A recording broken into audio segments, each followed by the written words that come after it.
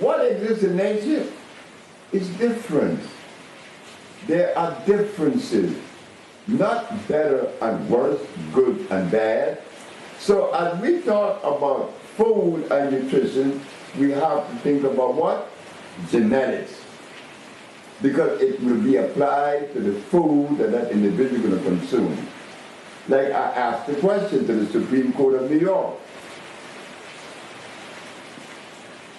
We, the black people of the world,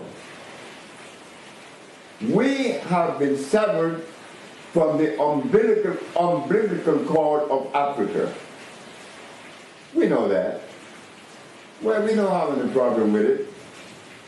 But in that breaking,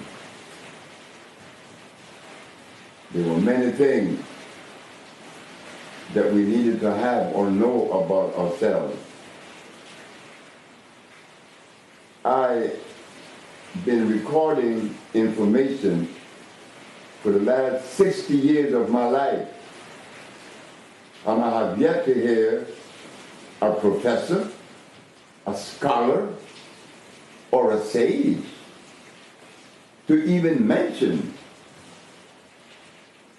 the importance of the food that is consistent with the black race. They have never talked about it. So everything that we black people have been doing is all superficial. It is until our diet changed that our thinking would change. As for right now, there are many of us who have considered it and are doing it. Are making an effort at least, because we see the value of it. Like an Eskimo, he never deviated from his fish diet. He eats pieces of whales and stuff, but that is his food. That is not an African food. But we are confounded, and we have been made so sick that when we look at it, we get scared. Something goes through our skull. I can't do that. Oh, no stuff. Well, I'll tell you this. I was one that heard information in Mexico about black people. I never heard it from the scholars in America because there aren't any books that have written anything on the subject. But how this Mexican knew, I don't know, but he did. And because of what he did, brought me to this place that I am now, the person I am, and the state of health I am. He made me aware of something that there aren't any black scholars, white scholars, Chinese, Arab, Eskimo. This Mexican, Alfredo Cortez, the baddest of the baddest. He showed me the value of understanding your own genetical predisposition. Nobody else did that but him. And because he opened that window, everything has cleared up for me. All of us have a different diet. Nothing wrong with that. It's just that we have a different diet. And that we have to begin to consider it, because never in the history of humanity has there been such a high incidence of disease.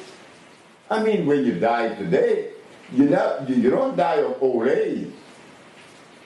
You die of a disease. In fact, it has become so commonplace that what did he die of? From. Not that he died in his sleep at 110 or 200. What did he die from?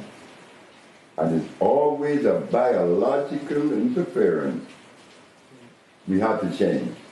We have to begin to change our MO. We have to change our way of thinking. But all that comes again with a diet.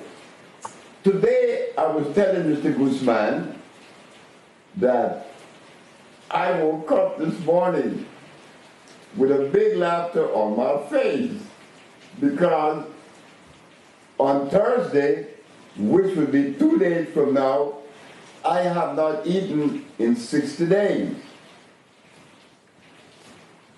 But I'm not hungry. Why am I not hungry right now? Why my body is not asking me for food?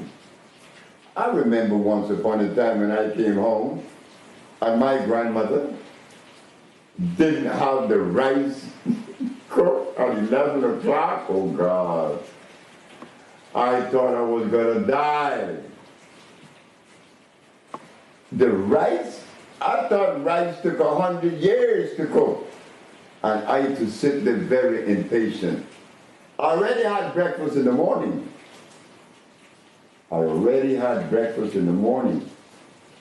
Which was a very heavy breakfast. Johnny cake, fried beans, eggs, all these cow milk. Then noon, my grandmother had to have a piece of meat with rice and beans and yam or cassava. And then in the evening, fried plantain with some of the leftovers of the afternoon. But I had to eat my 3 meals. Well, on Thursday, I would not have eaten. In 1 month, you eat 90, 180 meals. How come I'm not eating 180 meals and I'm not hungry? Why was I hungry then?